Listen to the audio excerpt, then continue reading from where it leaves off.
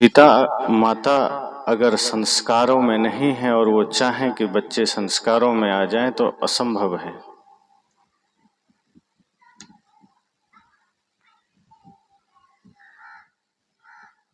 और इस तरह से जब हम सत्संग के द्वारा, अध्यात्म के द्वारा अपने भीतर सकारात्मक ऊर्जा को जागृत करते हैं तो हम अपने जीवन को संतुलित कर लेते हैं। अभी जो हमारे जीवन में असंतुलन है, अभी जो हमारे जीवन में उथल पथल है, आपाधापी है, हमारे जीवन में जो भागम भाग है, उन सब का कारण यही है कि हमने अपने अपने जीवन को अस्थाई माना है। शरीर हमारा अस्थाई नहीं है, ये भाव हम सबके भीतर होता ही नहीं।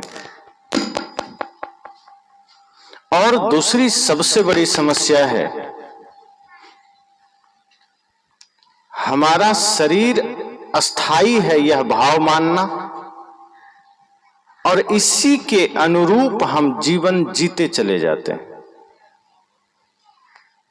और जैसे ही हम शरीर को अस्थाई मानते हैं तो हमें लगता है कि ये जो हम अपना समय आत्मचिंतन में नहीं लगाते, हम पर चिंतन में अपना समय लगा देते हैं।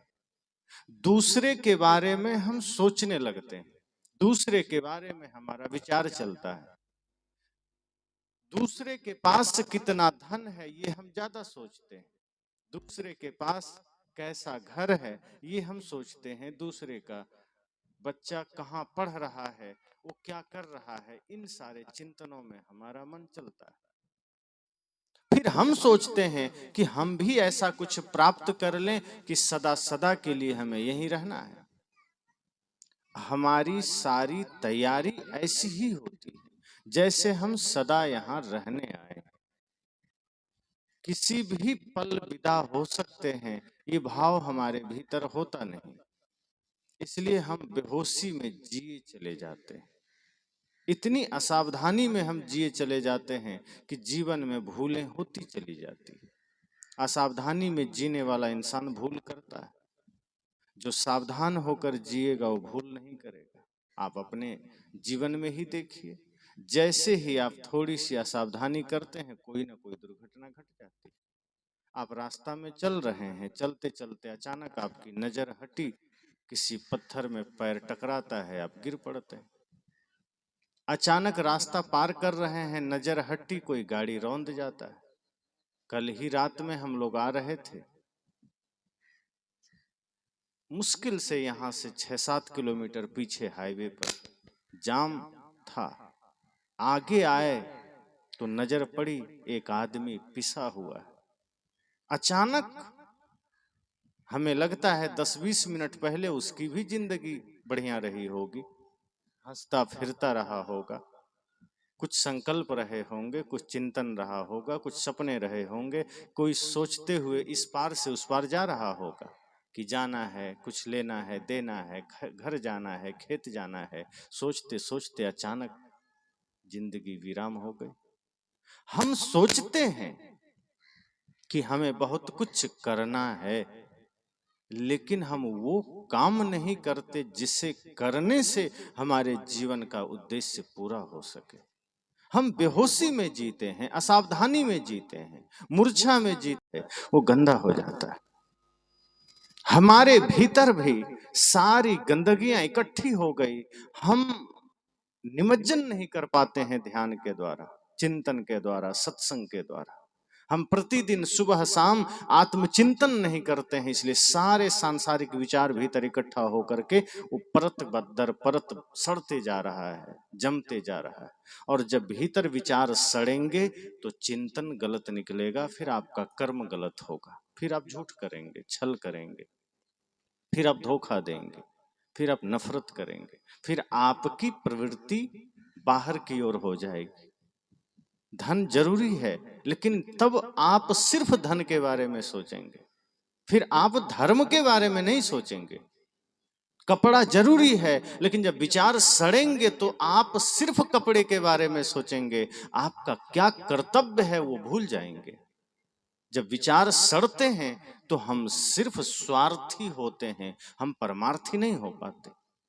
जब विचार कुंठित हो जाते हैं तो हम अपने से अतिरिक्त किसी और के बारे में कभी सोच नहीं पाते। किस अर्थ में? कि दूसरे को भी सुखी होना चाहिए, कि दूसरे को भी आनंदित होना चाहिए। इस अर्थ में हम सिर्फ इतना ही सोचते हैं कि हमें सुखी होना चाहिए, दूसरे को तो दुख मिल जाए तो अच्छा है।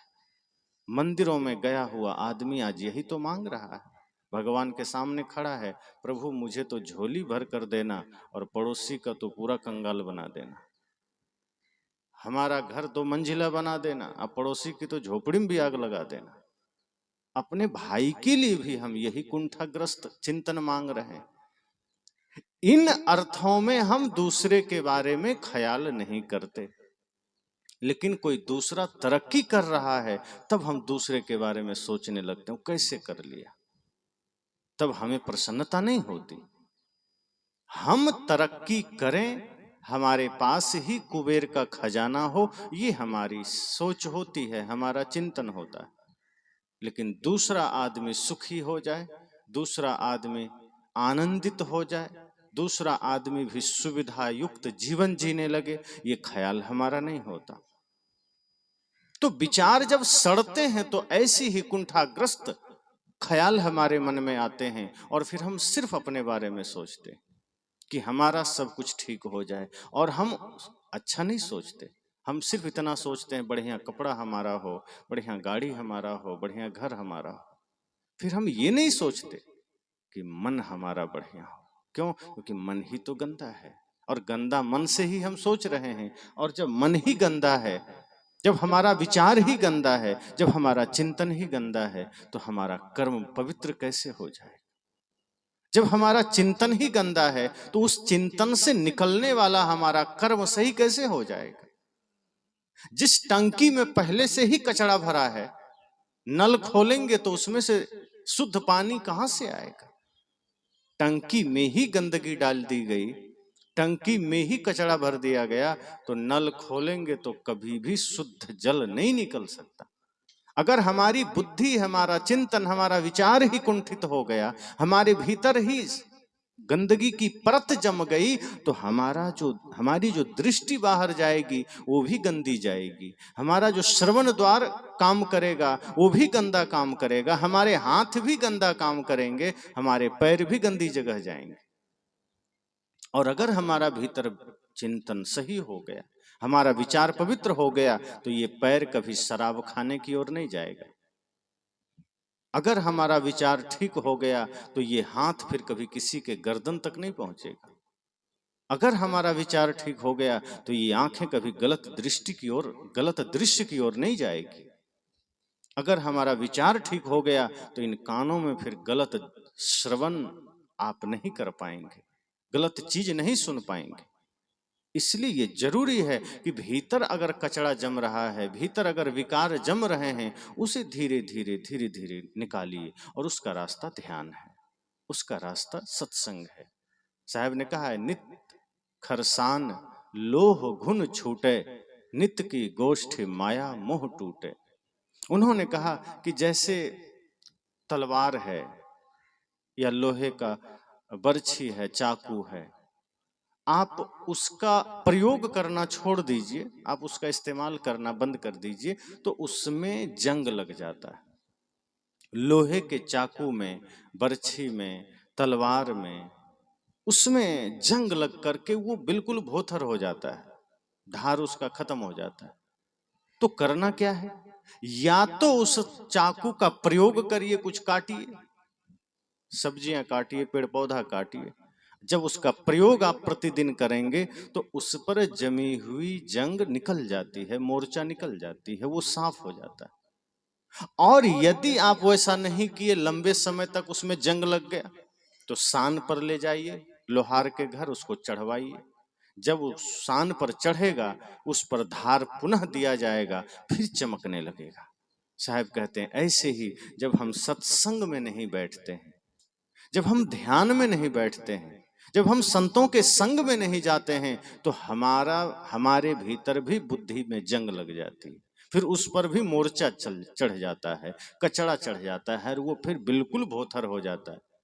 और जैसे चाकू में जंग लग जाए तो एक छोटा सा तिनका भी काटने में असमर्थ हो जाता है, इसी तरह जब हमारी बुद्धि पर जंग चढ़ जाए तो हम छोटी से छोटे चीजों में भी सही गलत का निर्णय नहीं कर पाते, फिर हम अच्छे बुरे की पहचान नहीं कर पाते, फिर हम खाद्य अखाद्य की पहचान नहीं कर पाते, फिर हमसे त्रुटियां ही त्रुटियां होती है, फिर हमसे गलतियां ही गलतियां होती है, और कदम कदम पर हम दुखी होते हैं, प्रभावित होते हैं, और हम सोचते हैं क्या करें, भगवान हमें दुख दे रहे हैं। आदमी यही कहता है, गलती अपनी है, नासमझी अपनी है, पागलपन अपना है, और दोष हम भगवान को देते हैं कि क्या करें, भगवान ने हमारा भाग्य ठीक नहीं लिखा, भगवान ने हमारा कर्म गलत कर दिया, भगवान ने हमें सजा दे दी, भगवान जाने पता नहीं क्या है कर्म में। पहली बात तो ये समझ लीजिए कि कोई भगवान किसी का भाग्य लिखता ही नहीं। अगर भगवान सबका भाग्य लिखता तो एक जैसा होता, सुंदर होता, बढ़िया होता। भगवान के हाथों से कुछ लिखा जाए और गलत हो जाए, ऐसा हो ही नहीं सकता। भगवान फिर भगवान काहे का, हो तो शैतान हो जाएंगे अगर गलत भाग्य लिख दिया किसी का।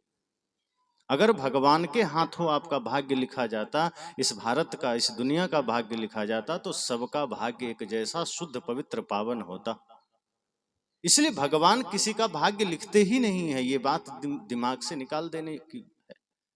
भाग्य हम खुद लिखते हैं। तो आदमी कहता है फिर इतने सारे विसंगतियां क्यों हैं, फिर हमारे भाग्य में दुख क्यों है, फिर हमारे भाग्य में दर्द क्यों है? क्योंकि हमें कुछ लिखने का मौका मिले, हम तो खुद से बढ़िया लिख लेंगे, हम तो बढ़िया भाग्य लिखेंगे, हम खुद से अपना भाग्य गलत कैसे लिख लिए? संत कहते हैं चूंकि आपने अपना भाग्य बेहोशी में लिखा है। हम इतने बेहोश होते हैं कि क्या लिख रहे हैं हमें पता ही नहीं चलता है, हम मूर्छा में लिख गए, हम बेहोशी में अपना भाग्य खुद से ही उठपटांग लिख गए, और पता तब चलता है जब परिणाम आता है, तब लगता है क्या ये मैंने लिखा? बेहोशी में थे तब लिखा, मूर्छा में थे तब लिखा, और बेहोशी में हम खुद ही अपने भाग्य में कुल्हाड़ी मार लेते हैं और इतनी नासमझी का भाग्य बना लेते हैं। अब सोचिए भाग्य है क्या? जैसे अभी आप जो कुछ भी कर रहे हैं, आपके द्वारा जो भी कर्म अभी हो रहा है, यही आगे भाग्य बन जाएगा और उसी का बाद में परिणाम आएगा। तो आप बेहोशी में कर्म कर रहे हैं, भाग्य आपका वही बनेगा। और बेहोशी में कर्म क्या है? गाली देना, छल करना, झूठ बोलना, मांस खाना, मछली खाना, अंडा खाना, भाई भाई से झगड़ा करना, सास बहू में झगड़ा करना, भाई पिता पुत्र में झगड़ा होना, पड़ोसी पड़ोसी में झगड़ा होना, ये बेहोशी में ही तो है। तो हम बेहोशी में ही सारे काम कर रहे हैं, अर्थात बेहोशी में भाग्य लिख रहे हैं और हमें पता नहीं चलता है। हम 24 घंटे बेहोशी में ही तो जी रहे हैं, जहां होते हैं वहां होते ही नहीं है। शरीर यहां बैठा है, मन कहीं और है। आप भोजन कर रहे हैं, आपका मन कहीं और घूम रहा है, भोजन के समय भी आपका मन इकट्ठा नहीं। आदमी खा लिया आधा थाली, पूछिए सब्जी में नमक कैसा है, आदमी हड़बड़ाता है, रुको फिर से खा के बताते हैं। आधी थाली भोजन गटक गया, पता ही नहीं नमक कैसा है, क्योंकि मन वहां नहीं था, मन कहीं और था। और स्वाद का ज्ञान तो मन को ही होगा, वही बताएगा आपको ना। और मन आपने कहीं बाजार में घुमा रखा है, मन आपने कहीं खेत खलिहान में घुमा रखा है, कहीं मित्रों की शादी में घुमा रखा है। यहाँ हाथ को पता है भोजन थाली में है, लेके मुंह में दे रहा है, मुंह को पता है चबाना है और भीतर डाल देना है, पर स्वाद की जानकारी चेतना तक पहुंच ही नहीं रही है। क्यों? क्योंकि मन मौजूद नहीं है। जो सारी जानकारियों को इकट्ठा करता है, मन मैनेजर है आपका, और वही उपस्थित नहीं है, तो हम भोजन कर जाते हैं, पता नहीं चलता, हम उपस्थित नहीं होते, प्रेजेंट नहीं होते। तो जब हम बेहोशी में होते हैं, मूर्छा में होते हैं, तो हमसे गलत कार्य होते हैं। झूठ बोलना बेहोशी में होता है। कोई आदमी अगर जागृत होगा वो झूठ नहीं बोल सकता। जो आदमी जागृत होगा वो बीड़ी छू भी नहीं सकता, वो गलत काम नहीं कर सकता, वो मांस मछली मदिरा का सेवन नहीं कर सकता। हम जैसे ही मूर्छा में आते हैं, सारे गलत काम होते हैं और उसी मूर्छा में अपना भाग्य हम लिखते चले जाते हैं। तो ये समझना कि भगवान ने हमारा भाग्य लिखा, ये गलत है। हम खुद ही अपने गंदे विचारों में इतना लीन हो जाते हैं, हम अपने ही कचड़ों के साथ इतना खुशी से जीने लगते हैं, लगता है खुशी से जी रहे हैं, लेकिन भीतर भीतर वो दुख, वो पीड़ा, वो दर्द, वो अवसाद में हम इतना घिरते चले जाते हैं कि बाद में लगता है कि इतना दुख कहाँ से आया, इतनी पीड़ा किसने दे दिया? दिया किसी ने नहीं, मिला कहीं से नहीं। कोई भगवान आपको कोई सुख कोई दुख नहीं दिया, आपने ही अपने कर्मों से सुख पाया है, दुख पाया है, और आज भी जो दुख मिल रहा है अपने ही निजकृत कर्मों का फल है।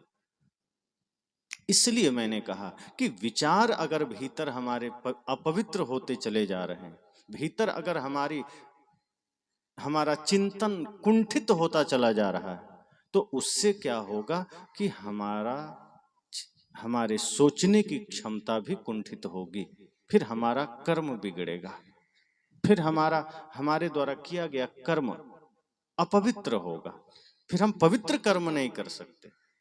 इसलिए संतजन क्यों कहते हैं कि गुरु का दर्शन करना चाहिए? क्योंकि गुरु के दर्शन मात्र से भी कई बार हमारे जीवन में शुभ विचारों का आगमन हो जाता है, निगेटिव एनर्जी कटती है, नकारात्मकता दूर हटती है। इसलिए गुरु संतों का दर्शन भी बहुत जरूरी है। गुरु का दर्शन की बड़ी महत्ता है। भक्ति कर लिया तब तो समझो बेड़ा पार है। गुरु की भक्ति करना तो बहुत बड़ी बात है। अगर हमें दर्शन भी मिल गया तो हमारे मन पर एक सकारात्मक प्रभाव पड़ता है, और फिर हम ये समझने लगते हैं कि हमारे जीवन में जो भी गलत है, हमारे जीवन में जो कुछ भी कचड़ा है, और या जो कुछ भी गलत का कारण बन सकता है, या जो कुछ भी हमारे दुख का कारण बन सकता है, हम वो गुरु के पास जाकर उसके लिए कुछ सही रास्ता निकालें। नाव में पानी बढ़ जाए तो फेंकिए उसे, रोकिए मत। अगर आपने रोक लिया तो फिर आपका रुकना मुश्किल हो जाएगा, फिर आपका राम नाम सत्य हो जाएगा। इसी तरह अगर घर में दाम बढ़ गया है, आपके पास धन है, बढ़ गया मतलब आवश्यकता से अगर अधिक है, तो उसे सेवा में लगाइए, धर्म में लगाइए। आपका धन अगर निर्धन का काम आ सका, आपका धन अगर भूखे प्यासों के काम ना आ सका, तो वो धन किसी काम का नहीं। और यदि आपका शारीरिक बल किसी निर्बल के काम ना आ सका, तो वो बल किसी काम का नहीं। अगर आपका बल किसी के लिए दुख का कारण बना, फिर वो बल रावण का बल हो जाएगा। वो भी तो दूसरों को रुलाता था, लेकिन हनुमान जी के पास भी सहारा बनते रहे। बड़े बड़े दानी हुए अपने देश में। राजा शिवी ने अपने शरीर का मांस भी दान कर दिया। ऐसे ऐसे दानवीर हुए, हरिश्चंद्र से लेकर कर्ण, और भी तमाम बड़े बड़े राजा जो दान की महिमा को बढ़ाए। वो ये जानते थे कि ये बाहर जो कुछ भी दौलत हमें मिली है, आज है कल छूट जाएगी, कल बंट जाएगी। अगर मेरे पास है, जितना हो सके सामर्थ्य अनुसार इसे समाज, राष्ट्र, मानवता की सेवा में लगाना है। भूखे प्यासे को देना है, असहाय को देना है, संत गुरुजनों को देना है। तो अगर धन बाहर है और उसका हमने प्रयोग सही काम में नहीं किया, धन का प्रयोग धर्म में नहीं किया, तो वो धन आपको जुए के अड्डे पर जरूर ले जाएगा, फिर वो धन आपको अस्पताल ले जाएगा, फिर वो धन आपको शराब खाने की ओर ले जाएगा, फिर वो धन आपके घर में झगड़ा करवाएगा, फिर वो धन आपके जीवन में भूकंप लेकर आएगा। और यदि आपने निष्काम भाव से अपने पास अर्जित धन में से कुछ अंश श्रद्धा भाव से गुरु संत की सेवा में दिया, तो वही धन आपके जीवन में धर्म लेकर आएगा, फिर वही धन आपके जीवन में स्थिरता लेकर आएगा। इसीलिए मैंने कहा कि अगर विचार कुंठित हो जाए, अगर भीतर विचार गंदे जमा होने लगे, तो झट से भीतर निहारिए, देखिए जैसे दर्पण में आप अपने चेहरे को देखते हैं, तो अगर चेहरे में कोई दाग है, धब्बा है, आप साफ करते हैं, बाल बिगड़ा हुआ है सही करते हैं। इसी तरह आंखें बंद करिए, ध्यान के दर्पण में, ज्ञान के दर्पण में मन को देखिए, मन को निहारिए। और जब ध्यान के दर्पण में मन को देखेंगे तो मन की गंदगी नजर आएगी, तो मन का विकार नजर आएगा। और जैसे हम बाहर की गंदगी को साफ करते हैं, फिर वैसे उसी तरह से हमें मन की गंदगी को साफ करना है, उसे पवित्र करना है।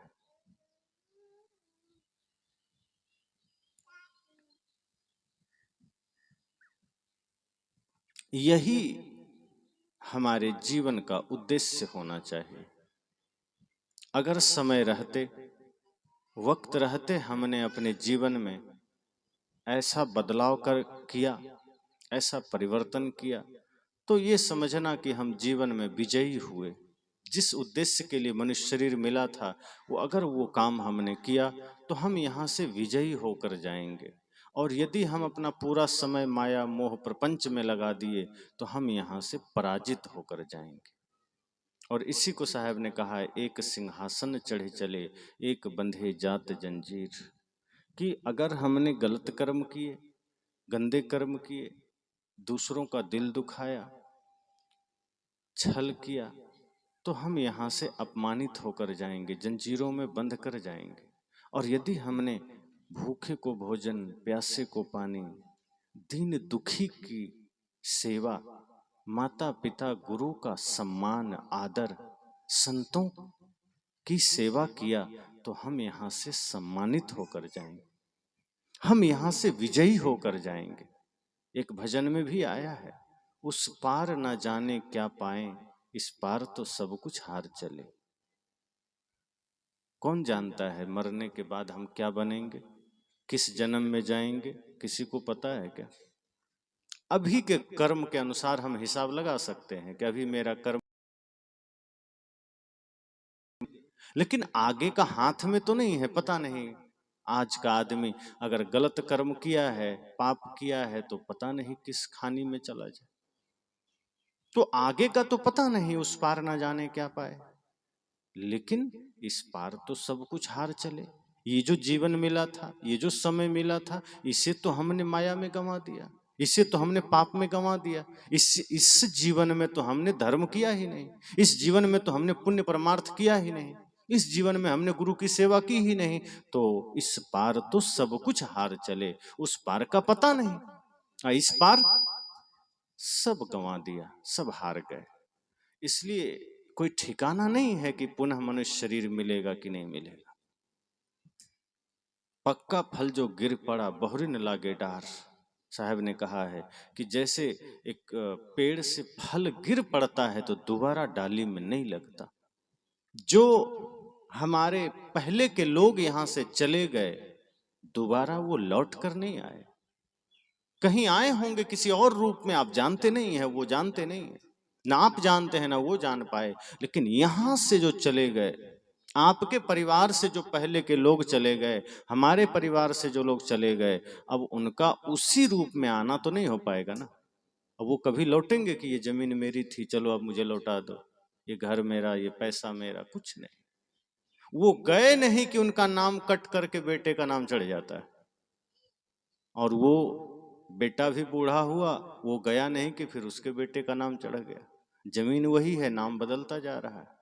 दरबार लगा रहता है, दरबान बदलते रहते, दरबार वही है, अतिथि बदल रहे हैं, दरबान बदल रहे हैं। साहब कहते हैं फिर क्यों भीतर कचड़े मत जमा करिए। जब हृदय गंदा, चिंतन गंदा निकलेगा, फिर हमारी दृष्टि गंदी होगी, फिर हमारा कर्म गंदा होगा। इसलिए भीतर पवित्र रखना है, भीतर निर्मल रखना है।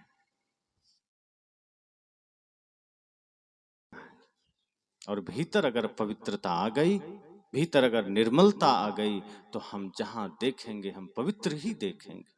फिर आपको आपका कदम कभी गलत रास्ते पर नहीं ले जा सकता, क्योंकि कदमों की अपनी कोई हैसियत नहीं है, वो मन के इशारे पर चलता है।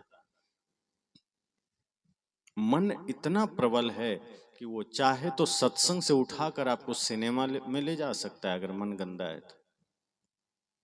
इसलिए मन को साधने की बात संतों ने कहा है। मन को निर्मल करने की बात संतों ने कहा है। तो मैंने कहा कि अगर भीतर बुरे विचारों की परत जमे, अगर भीतर कुंठित विचार हमारे हो जाएं, तो उससे पवित्र करना है निरंतर ध्यान के द्वारा, निरंतर सत्संग के द्वारा। और आज के समय तो मोबाइल का जमाना है, टेक्नोलॉजी है, सुविधाएं हैं, आप अपने हाथ में ही संतों के विचार सुन सकते हैं। संसार के विचार सुनते सुनते हमारा मन वैसा ही हो जाता है, और उसे बदलने के लिए हमें गुरु संतों के विचार सुनने चाहिए। और निश्चय ही आप सब सुनते भी हैं, इसलिए उसी वजह से आज ये सत्संग में हमारा आना भी हुआ। यद्यपि पहले से आते रहे, लेकिन अभी जो आना हुआ शायद उस मोबाइल की वजह से हुआ। तो निश्चय ही ये एक साधन है और आप इससे लाभ उठाइए। इससे जीवन में बहुत बड़ा बदलाव आता है। आप चौबीसों घंटे क्या सोचते हैं, क्या बोलते हैं, क्या करते हैं, ये आपके भीतर के रहस्य को दर्शाता है। अगर आपकी आंखें सही जगह जा रही है, अगर आपके मन में सही ख्याल उठ रहा है, अगर आपका कदम सही मार्ग पर जा रहा है, अगर आपके हृदय में दया भाव जागृत हो रहा है, तो भीतर निश्चय ही ज्ञान का दीप जला है। और यदि ठीक इसके विपरीत कुछ हो रहा है, तो इसका मतलब है भीतर कचरा जमा है, भीतर विकारों की आग जल रही है। फिर उसे मिटाने की जरूरत है, उसे बुझाने की जरूरत है, उसे खत्म करने की जरूरत है। और वो इसी सत्संग से संभव है, बाहर कहीं कोई उपाय नहीं। इसलिए सत्संग थोड़ा भी मिले तो समझ जाइए कि जीवन के लिए अमृत है। और ये सत्संग हमें समझने के लिए है, खुद को समझने के लिए कि हम इस धरती पर क्यों आए हैं। जब आप बिस्तर में जाइए तो जरूर सोचिए कि हम सब मनुष्य बनकर इस धरती पर क्यों आ रहे हैं। क्योंकि जो काम आज मनुष्य कर रहा है, खाने पीने का, घर में रहने का, बच्चे पैदा करने का, इतना तो जानवर कर ही रहा है। इससे अधिक आदमी भी नहीं कर रहा है और जानवर भी नहीं कर रहा है। तो क्या कभी आपने सोचा है कि अगर इतना काम जानवर भी कर रहा है तो हम मनुष्य शरीर में क्यों आए? अगर हम भी उतना ही काम कर रहे हैं तो, अगर हम भी बाहरी दुनिया तक ही अपने आप को सीमित कर लिए, तो हम मनुष्य बनकर क्यों आए? और यहां से जब चले जाएंगे तो हमारे हाथों में क्या होगा? जाने के समय हमारा हाथ खाली ही तो होगा। तो समझ जाइए, शरीर साधन धाम है मोक्ष का। मोक्ष तक जाना है, शांति तक जाना है, मुक्ति पाना है, भक्ति में जीना है, उसी का साधन ये मनुष्य शरीर है। और यदि भक्ति के अलावा, मुक्ति के अलावा आपने इससे दुनिया का सारा काम भी कर लिया, तो ये शरीर पाने का कोई अर्थ नहीं है। फिर आपने इस शरीर को गंवा दिया, फिर आपने इस शरीर को बर्बाद कर दिया।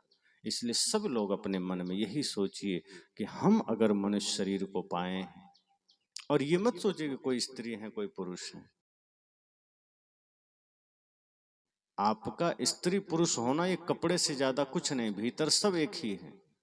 आप में भी वही परमात्मा है, पुरुषों में भी वही परमात्मा है। शरीर तो कपड़ा है, कोई स्त्री का कपड़ा पहना है, कोई पुरुष का कपड़ा पहना है, और कोई भिन्नता नहीं है। प्राकृतिक रूप से शरीर की भिन्नताएं हैं, लेकिन भीतर जब आप प्रविष्ट होंगे तो पता चलेगा आत्मा तो वही है, उसका स्वरूप एक ही है, उसमें कोई भिन्नता नहीं है। तो यह सोचना है कि हम स्त्री हो या पुरुष, इस धरा पर हम आए क्यों हैं? इन व्यवहारिक प्रपंचों के लिए आए हैं क्या? माया के लिए आए हैं? छल के लिए, झगड़े के लिए नहीं। आपको पता चलेगा कि हम इस धरा पर मुक्ति के लिए आए हैं, हम इस धरा पर शांति के लिए आए, मोक्ष के पथ पर चलने के लिए आए, गुरु भक्ति के लिए आए हैं। लेकिन हम यही काम नहीं करते, बाकी सब करते हैं। हम इसे ही त्याग देते हैं और बाकी वो सारा काम करते हैं जो नहीं करते तो भी चल जाता है। जैसे ढक करके रख दिया और पैदल चल रहे हैं, तो ऐसे ही शरीर मिला करने के लिए और इस शरीर को लगा दिए माया में, प्रपंच में, दुनियादारी में, धन यौवन में, और पता ही नहीं है कि एक दिन जैसे ही श्वास बंद होगी, बाहर सब कुछ विराम हो, देर के लिए हमारे पास मौका होगा तो यह सोचने के लिए कि हमने किया क्या। इतना कीमती जीवन मिला, इतना कीमती शरीर मिला और आज मृत्यु आ गई। धर्म का काम नहीं किया, वही सारा काम किया जो साथ जा नहीं सकता है, वही पाप किया जो हमें जन्म जन्म तक दुख देंगे। धर्म की कोई कमाई नहीं, पुण्य की कोई कमाई नहीं, सत्य की कोई कमाई नहीं, तो पश्चाताप होगा। इसलिए अंतिम घड़ी में पछताना ना पड़े, दुखी ना होना पड़े, इसलिए संतजन हमें जगाते हैं, हमें होश में लाते हैं कि होश में आइए। अवसर बहुत भलो मेरे भाई, ये अवसर बहुत भला है, बहुत सुंदर है। मानव जीवन का ये समय बड़ा ही सुनहरा है। इसमें हम आत्मचिंतन करें, ध्यान के द्वारा अपने भीतर के विकारों को मिटाएं, सत्संग करके हम अपने समस्त दुर्गुणों को खत्म करें और शुद्ध मनुष्य बनकर जी सकें, मुक्ति की यात्रा कर सकें, गुरु भक्ति की यात्रा कर सकें। यही इस जीवन का सबसे बड़ा उद्देश्य और लक्ष्य है। तो यही मंगल कामना करते वाणी को विराम।